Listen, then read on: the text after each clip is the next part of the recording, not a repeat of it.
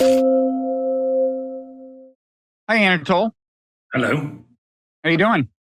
I'm fine. Good. Let me introduce. I'm Robert Wright, publisher of the Nonzero newsletter. This is the Nonzero podcast. You are Anatol Lieven, the director of, I think, Eurasian Studies at the Quincy Institute, the Eurasia program. Of the Eurasia program. Yes, director of the Eurasia program. At the Quincy Institute for Responsible Statecraft. You also write for The Guardian and you've written a lot of books. In fact, a recent podcast guest was praising your book. Sadly, she did this after we quit recording, sadly for you, but a book you'd written on Chechnya some time ago that she found very illuminating. You've written a lot of other books, Ethical Realism and so on. And we are going to talk mainly today about Ukraine, about the war, the political context, the prospects for it ending at some point. There's other news today in the former Soviet Union, which I'm sure hasn't escaped your attention, which is the possibility that war is breaking out between Azerbaijan and Armenia. I want to get to that a little later. Unless you have something you want to say about it right now. I mean, apparently, there's this disputed territory kind of enveloped by Azerbaijan. It's ethnically Armenian, and Azerbaijan is attacking it, I gather, today. Is that your sense? Yes. And how bad could that get? Well, for the Armenians of Nagorno-Karabakh, I think it's probably game over. So they're going to be, you mean subjugated or ethnically cleansed or both? In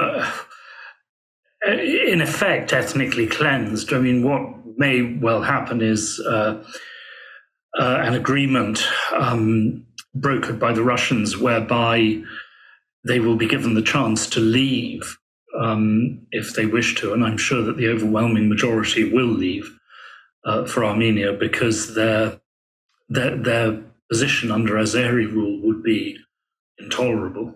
And this is territory that is, do most nations recognize it as part of Azerbaijan, although it hasn't been under their effective control? Is that it? Yes, I mean, the entire international community, including Russia, recognizes it as legally part of Azerbaijan. But negotiations have been going on for 30 years now about how it could be reincorporated into Azerbaijan while providing real security for the Armenian majority population. But that required them to have their own armed forces, and that the Azeris were never prepared to agree to. It should be said, by the way, that these issues are always multi-layered. Just as the rule of the Albanian majority in Nagorno-Karabakh saved the Albanians from Serbian oppression, but of course was ruin for the remaining Serbian minority in Kosovo.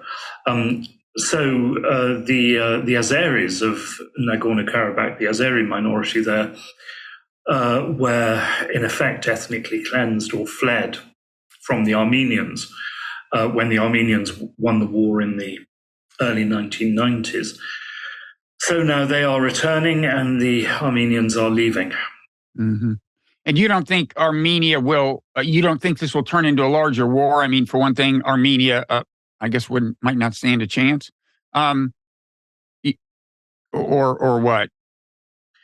Well, I mean, the whole point of what's happening is that in the past, Russia stood behind Armenia. And in effect, though Russia never guaranteed Nagorno-Karabakh, but when the Azeris launched a successful offensive in 2020, Russia stepped in to broker a ceasefire to preserve basically what was left of Armenian Nagorno-Karabakh, and provided peacekeepers to protect the Armenians there. But of course, since the Russian invasion of Ukraine and the tremendous losses and obviously military commitments Russia has made there, Russia is simply no longer in a position to deploy military force to back up its peacekeepers. Indeed, many of the peacekeepers have been withdrawn to serve in Ukraine.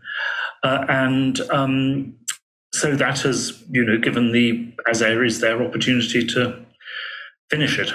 So this might well not be happening were it not for the war in Ukraine. It wouldn't have happened, I'm sure. Yeah. Okay. So let's talk about Ukraine. Now, today, we're taping this Tuesday morning, and it'll post later today. Zelensky, I think, is going to address the UN General Assembly, maybe, and then he's going to head to Washington to talk to Biden. Do I have that right? That's it, yes.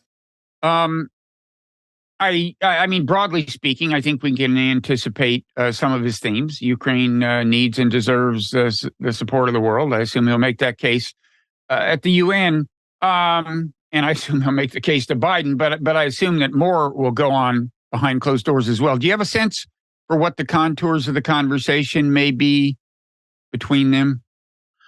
Well, Zelensky will obviously be asking for yet more American military aid, and will probably be trying to persuade the Americans that the Ukrainian offensive is going well, although this, I have to say, up to now, really does not seem to have been the case. I mean, the big question is, will they finally start to talk seriously about the possibility of ceasefire negotiations with Russia? Or in effect, will this just be, more of the same? We'll give Ukraine more support so that Ukraine can go on attacking. If it fails this year, can attack again next year. The Ukrainians over the past year have said repeatedly that they will not negotiate anything other than complete Russian surrender in Ukraine. That Russia should withdraw its forces and give back all the territory that it has taken since 2014. Well, as far as Russia is concerned, that's a non-starter. No Russian government is going to hand Crimea back to Ukraine. The Biden administration has been sort of split and ambiguous on this, because in public it has said that peace negotiations are entirely a matter for the Ukrainians, but some Biden administration officials in private have said, well, no, we don't think that Ukraine can or possibly even should try to retake Crimea, because then either they can't, or if they can, then the Russians will very likely escalate in the direction of nuclear war.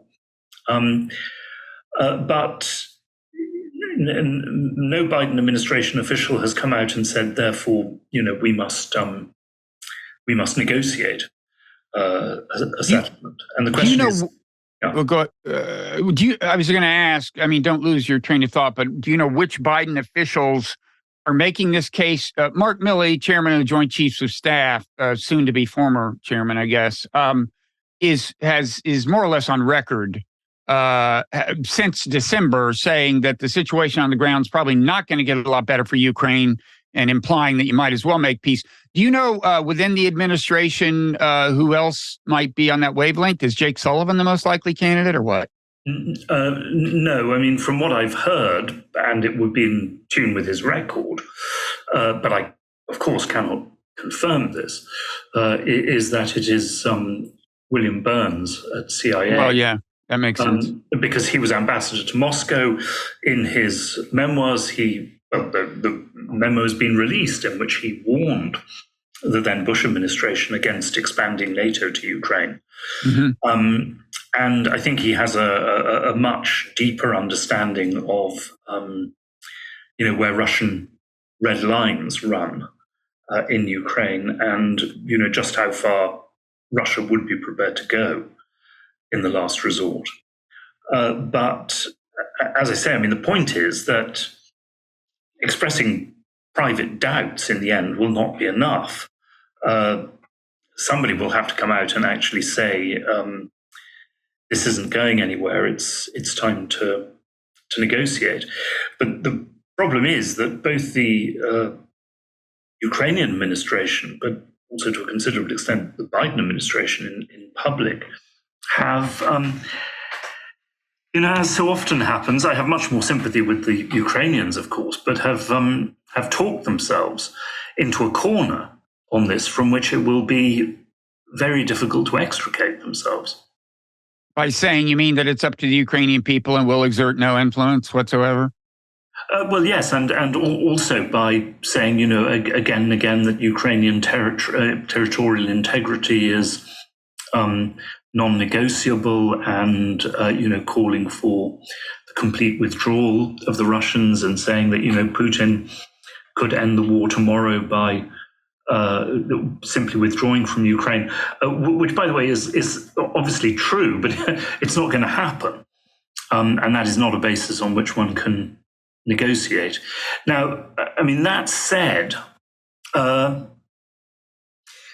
what I think we probably will end up with sooner or later, unless we all, of course, end up dead in a nuclear war, is not a formal peace settlement, but a ceasefire.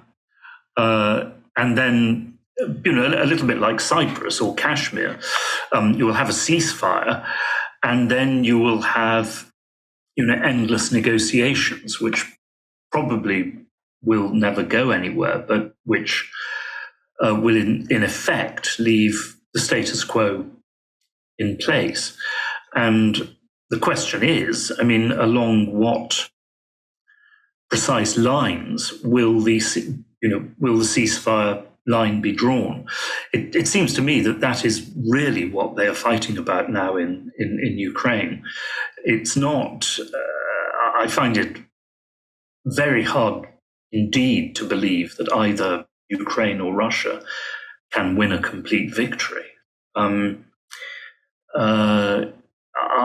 there is a total collapse on one side or the other, or of course, the Western support for Ukraine collapses as a result of next year's US presidential elections.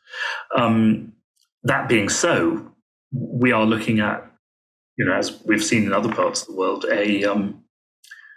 probably in the end, a de facto territorial compromise, but not a formal compromise, because just as Russia can, no Russian government can agree to give up Crimea, so no Ukrainian government can ever, I think, officially recognize the loss of Ukrainian territory.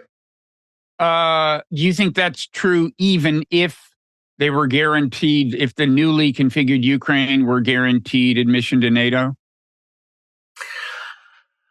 Possibly, but it's a kind of catch-22 situation, because they would basically have to be quite clearly formally offered NATO membership first. And until the war is settled, you'll have many NATO countries which will say, and not just a ceasefire, you understand, but actually legally settled. There will be many NATO countries which will say, look, sorry, we can't make that kind of commitment. Because after all, Cyprus is a case where ever since 1974, the ceasefire has held, basically because the Turks got everything they wanted and then stopped, and are in an overwhelmingly superior military position. But of course, in Kashmir and there was a ceasefire from 2015 to 2022 in the eastern Donbass, but it was repeatedly violated. And so I suspect that a ceasefire will not be enough. The Ukrainians would actually have to agree to a peace settlement with Russia to get into NATO. And at least as things stand now, that will be quite exceptionally difficult for a Ukrainian government to do, unless, of course, they can claim that they were, simply that they had no choice, that the West forced them to do this. Well, so that is perhaps a possibility, yes. Yeah, I wrote a piece for the Washington Post in December, probably shortly after Milley started talking about this, saying that Biden would be doing Zelensky a favor by, kind of playing the bad cop, and so that Zelensky could say, well, America's pressuring us, they control the arms flow, we have no choice. That aside, those politics aside, although I do want to get back to Ukrainian politics, I assume that even if you assume that a ceasefire could be effective for the time being, Ukraine's fear would still be that Russia will build up force and eventually start trying to take more Ukrainian territory. Meanwhile, the political situation in the West will have changed, and so Ukraine will be out of luck, right? I mean, so in other words, Ukraine, if they're going to accept a formal settlement, they're going to demand some kind of security guarantees, ideally from their point of view, membership in NATO, and you outlined the problems with that. But they're also going to require some kind of security guarantee. I don't know how formal, if they're going to even accept a ceasefire, right? Security guarantee from the West, some credible form of commitment from the West. Well, yes, but I mean,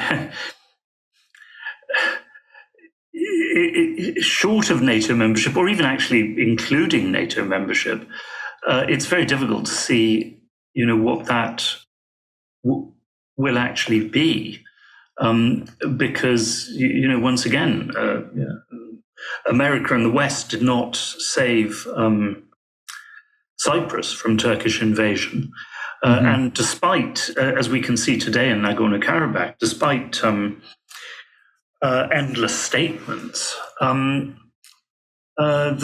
West is not going to do anything concrete to save the Armenian population of Nagorno-Karabakh. I mean, the thing is that, when it's a question of sending your own troops, especially, sending your own troops and risking nuclear war, commitments may not count for very much. And especially, of course, if America, God forbid, gets into a position where it is really facing war with China in East Asia, then it will be largely up to the Europeans to come to Ukraine's defense. Well, the Poles, maybe, yes. But anyone who thinks that the Germans and the Dutch are going to go and fight in Ukraine, really hasn't looked at their record in recent years.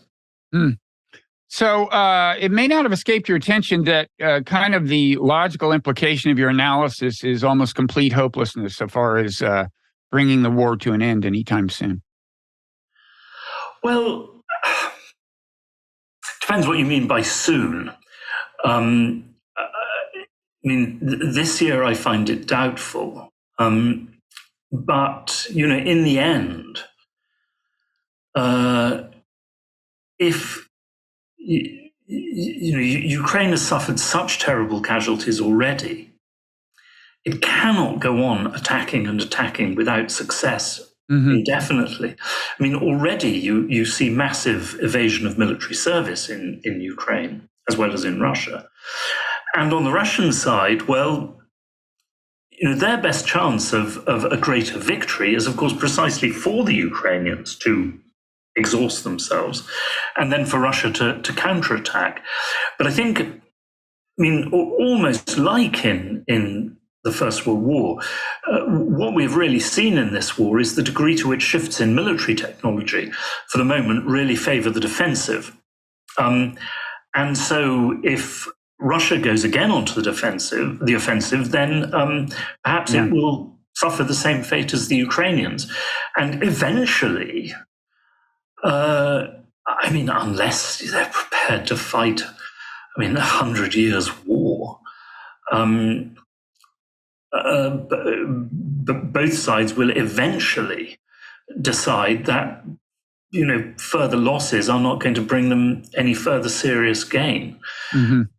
So I suppose, it's a question of time, but it's also a question of just how many people will have to die before they come to this realization.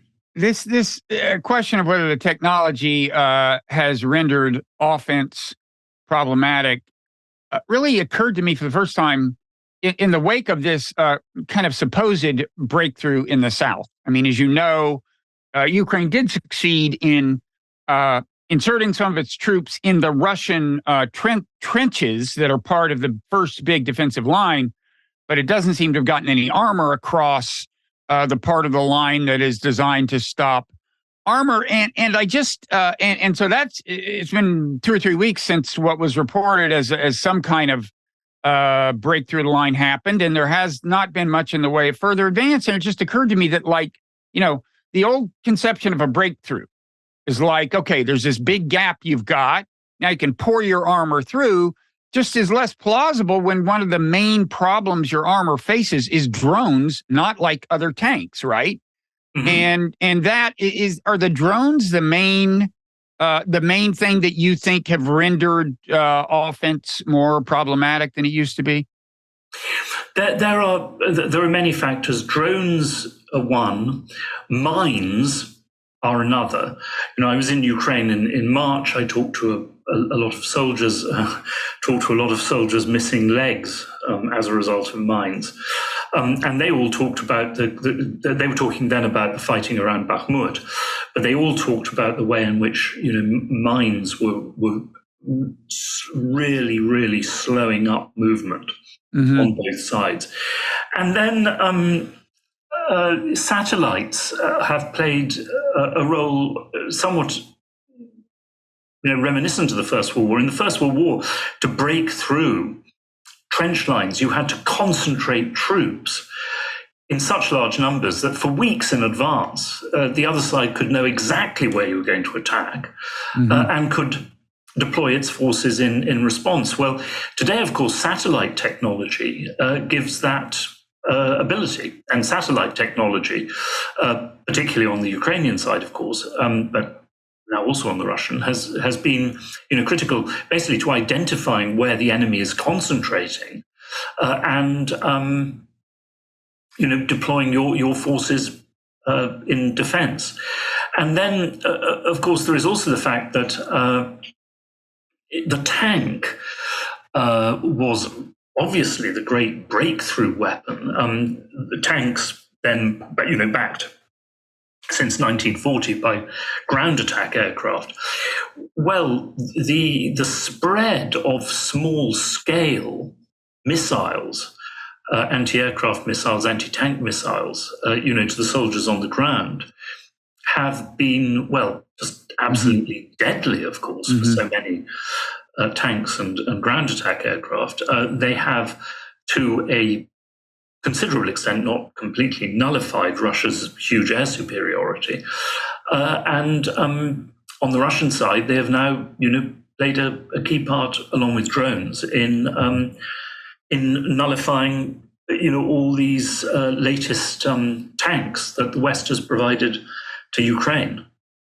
Yeah. Now, so there may well be something approaching a stalemate in the long run. Zelensky can do the math, right? He knows that so long as Russia remains committed to the war, they have a lot more manpower, and Ukraine's going to run out of soldiers before Russia does, assuming there is commitment on the Russian side and at the popular level to some extent, and so on.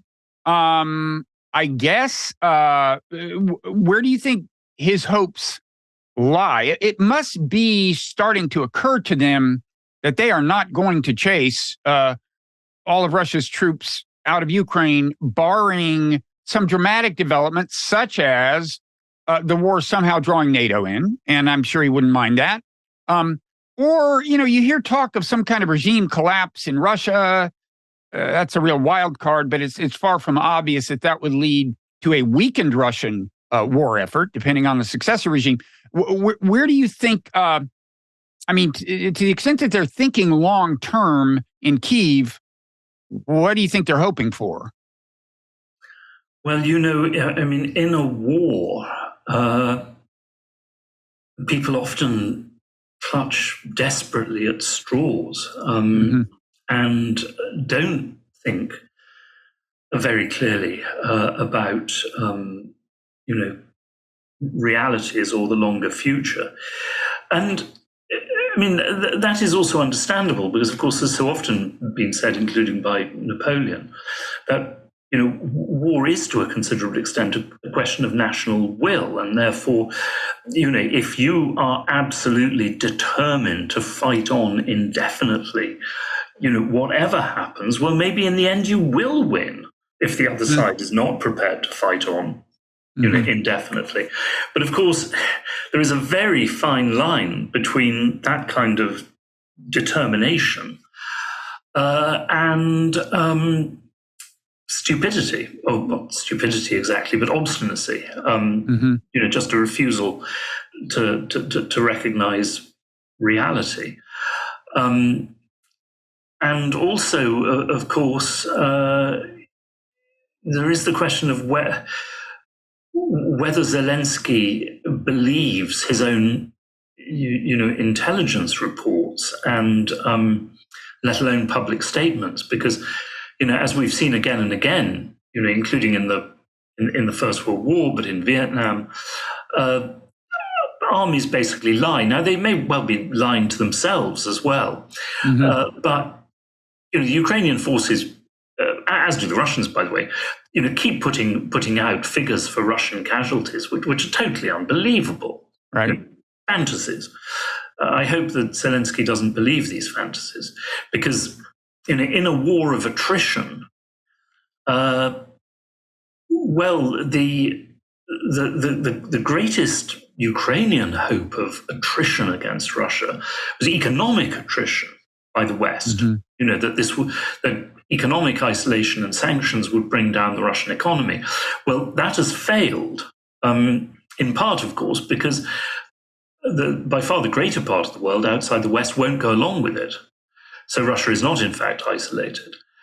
But on the battlefield, in terms simply of munitions and guns in a First World War style struggle of this kind, on the whole, attrition would seem to favor the Russians, because the high-tech Western weapons were tremendously useful in stopping the Russian advance last year. But in a battle of trench warfare, it is to a considerable extent simply a question of how many shells you have, but secondly, how many conscript soldiers you can generate. I mean, that's one of the fascinating things about this war. I mean, like perhaps all wars to a degree, but certainly modern wars.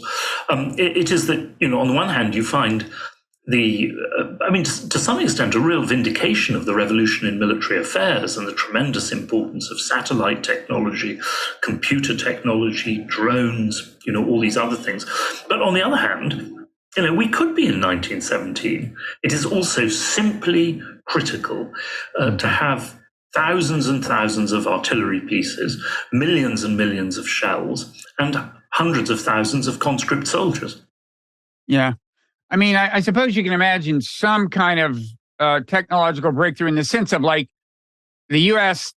right now secretly working on just very cheap drones that are kind of newly effective or something like that. But I mean, and look, Russia, if any, has been at least as impressive in the West, I guess, as the West in marshaling, kind of drone armament. So who knows? But in terms of, but certainly barring that, yeah, it just seems like a long, hard slog that goes nowhere in particular, and that probably favors Russia in the long run. I want to let's get a little more into the psychology and politics at play on both sides. I wanted to ask you, you said you spoke to a number of Ukrainian soldiers, a number of them amputees.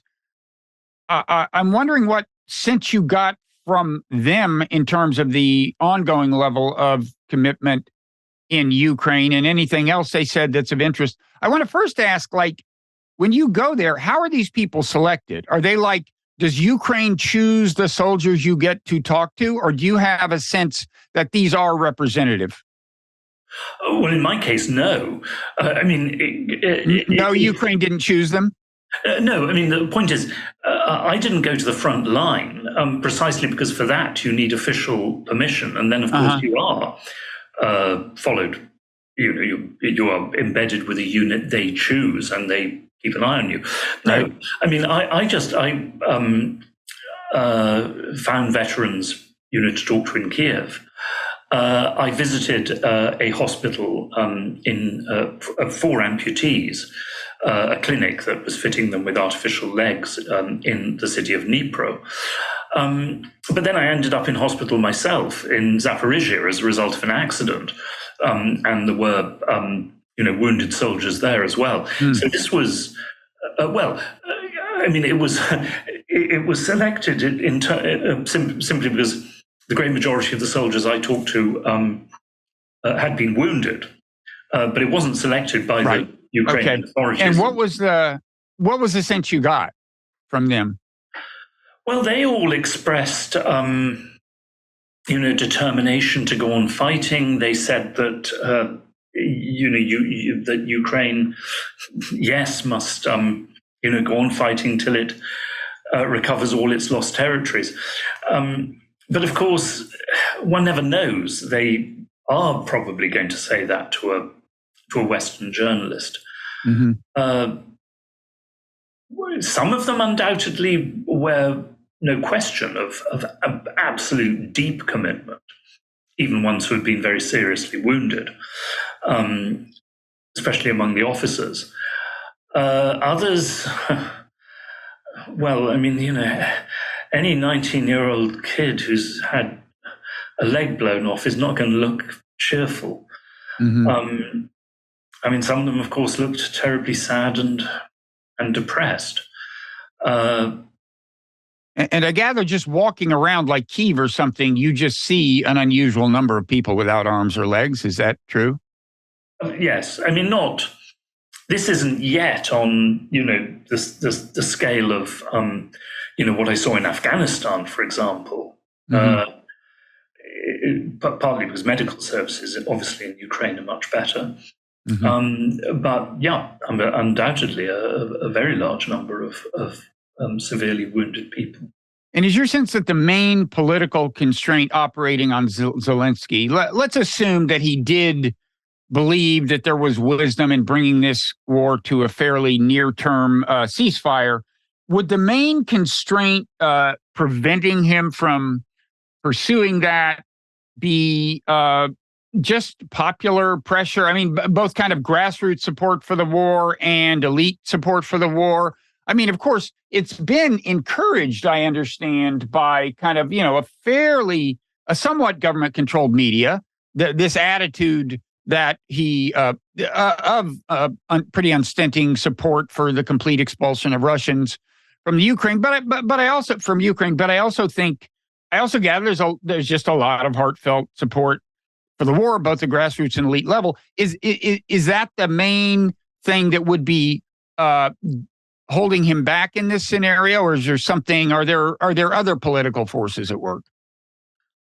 Well, I mean, undoubtedly, it's popular sentiment, mm-hmm. But of course, I mean, in particular, it is military sentiment, and also the feelings of the extreme nationalist military groups like Azov, who have grown colossally in terms of power and influence as a result. During the war, as a result of the war? Well, yes, because they have fought very, very bravely. And in particular, I mean, Azov's tremendously courageous and stoical defense of Mariupol, gained them great respect. Mm-hmm. Wars do that. That, however, does not mean that it transformed them into, liberal, democratic, pluralist political actors. And some senior Ukrainian officials themselves have said on the record that if Zelensky tries to negotiate even a ceasefire with Russia without regaining all Ukraine's lost territory, in the words of one of them, he will have signed his political death warrant. Mm-hmm. Also, I have to say, every Ukrainian analyst and journalist I talked to said that they expected the Ukrainian military commander, General Zaluzhny, to run for president in future, either in succession to Zelensky or against Zelensky, if the circumstances seem right. Of course, for now, they've postponed all elections on grounds that martial law applies so long as the war goes on, right? Well, yes. And of course, the interesting question there is, what do you mean by how long the war goes on? Mm-hmm. Until a ceasefire or until a final peace settlement? If it's until a final peace settlement, there may never be elections in Ukraine again. So then on the Russian side, you wrote a piece in The Guardian a couple of weeks ago, started out talking about Prigozhin and his demise, wound up getting into kind of the political forces impinging on Putin so far as his attitude toward continuing the war or being willing to do a ceasefire are concerned. And I took away from that, yeah, he might well be ready for a ceasefire, but maybe you can tell me if I got that wrong. My sense was that you were saying that yes, he faces pressure from the nationalist right to continue the war until they've conquered more of Ukraine, but the nationalist right is somewhat under control. Actually, has been weakened by the killing of Prigozhin, perhaps something that they're not entirely happy about. Also, perhaps. But that, most people, you felt that Putin could sell to most Russians and many Russian elites the idea that if the war stops now, this is victory for Russia. Do I have that about right? Well, that is certainly what a majority of my informants told me, yes. Mm-hmm.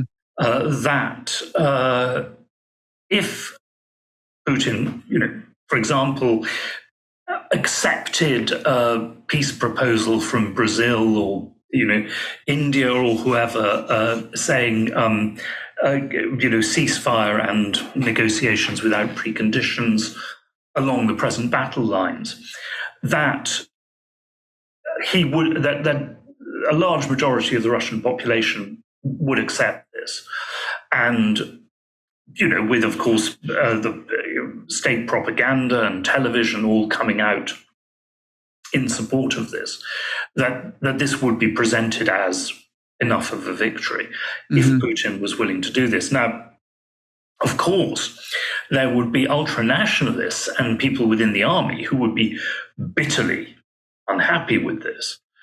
Because, if you read what they've been saying, they still basically want to conquer, if not all of Ukraine, then certainly, most of Ukraine. They are still out for a much, much greater victory.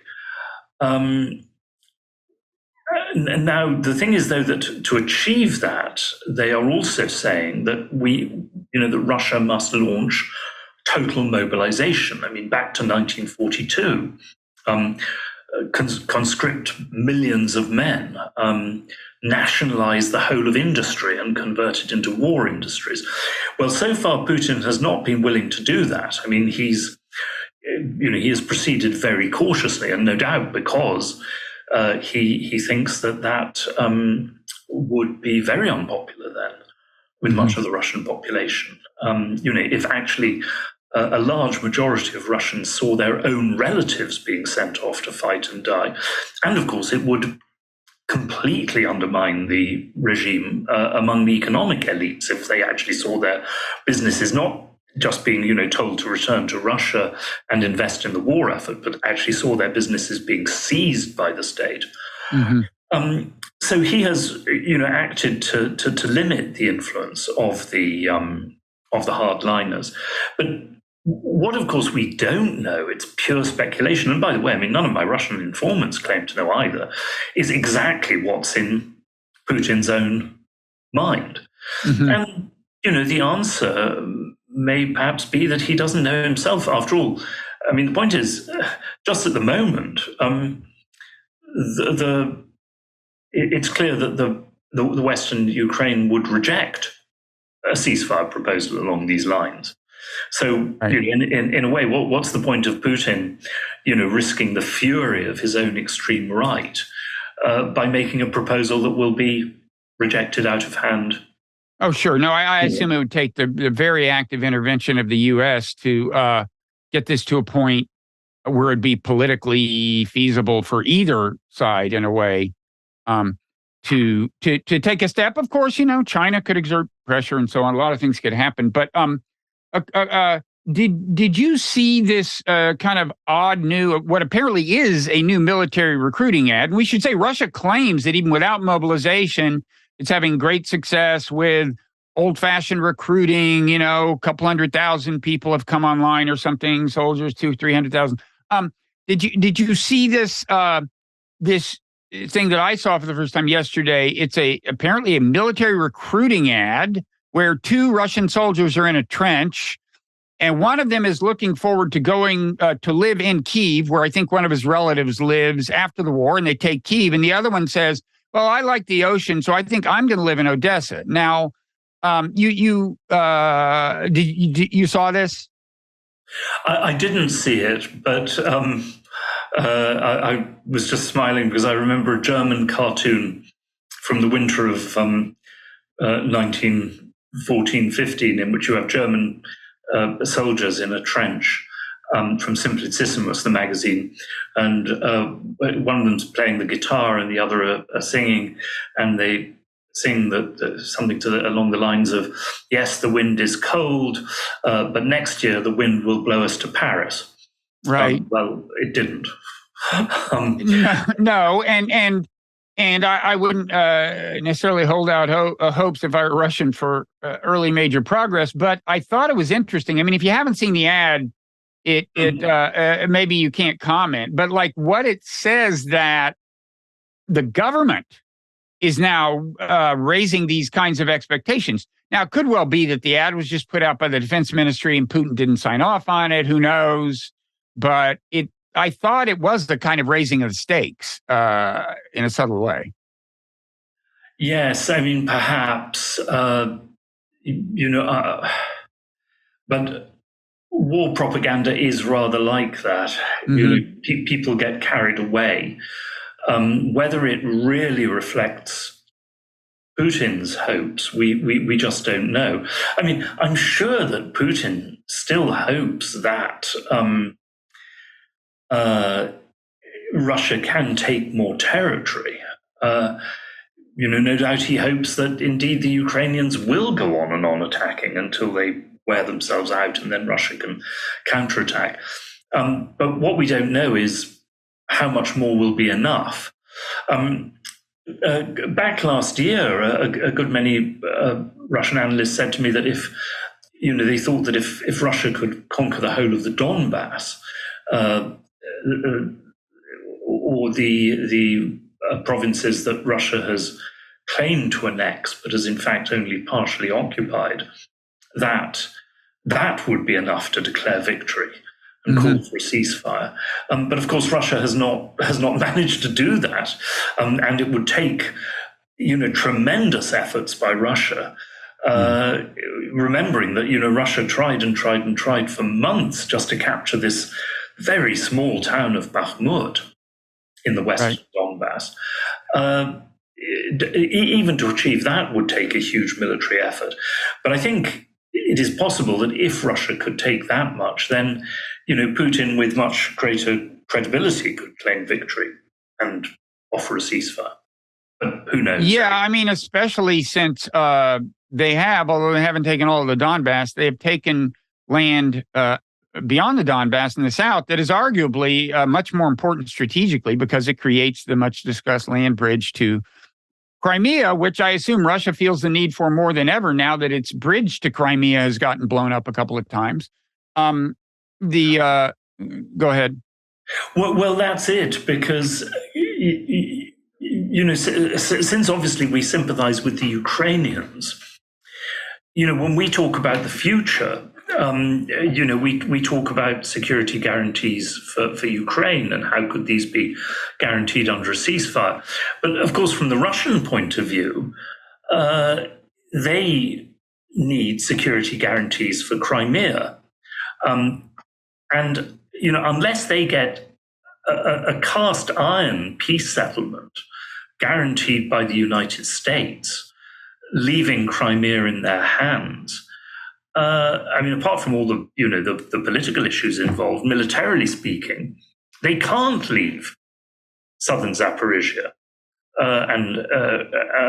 because it is their vital link to Crimea, and without it, Crimea would be utterly vulnerable to a new attack by Ukraine. Yeah. This doesn't, saying this. I'm in part a military historian, because having covered several wars as a journalist, I became interested in reading about the military history. And I think, if you read British accounts of the First and Second World Wars, and the actual progress of fighting on the battlefield, it's not that that the writers sympathize with Nazi Germany. It's just that they, as professional military historians, they write about military and strategic realities. Mm-hmm. Yeah. So listen, we've been talking for not quite an hour, but close to that. And one thing we tend to do on this podcast these days is, put that much of the conversation out as a public podcast, and then talk some more in overtime. That is available to paid subscribers of the Nonzero newsletter, which you can become by Googling Nonzero and Substack, or by just clicking the link in the show notes on your smartphone app. And thereafter, you can get a special podcast feed that has all the bonus content, all the bonus podcast content. And of course, you'll also have access to the bonus print content in the newsletter. And you'll be supporting conversations like this if you think they're worthwhile. Now, Anatol, you've been kind enough to agree to go into overtime with me. I appreciate that. Because for one thing, I want to ask you about whether, like the Ukrainian attacks on Russia proper and on Crimea from Odessa change, the Russian calculus about how much territory they feel they need, or changes the level of public commitment to the war in Russia. So we'll get into that and some other things. But before we go there, I want to ask you if you want to say anything about where people can find your stuff. As I said, you're at Quincy. You write for both The Guardian and Responsible Statecraft, Quincy's publication. What's your Twitter handle? Are you still on Twitter, as I continue to stubbornly call it? Yes, I am. Anatol Lieven, and you can find all my pieces for the Quincy Institute on the Responsible Statecraft and on the Quincy site, where longer papers and reports are posted. I do have a website of my own, but I desperately need to update it. Okay, well, we won't embarrass you by revealing its coordinates then before you've updated it. Anyway, I really encourage people to check out your work. It's hard. It's hard in any war to find relatively dispassionate analysis that aims to understand the perspective on both sides, even though I think it's valuable for all concerned and ultimately to understand those perspectives. And you're really good at it, and you have been for some time. So I encourage people to check out your work. And with that said, we will head into overtime now.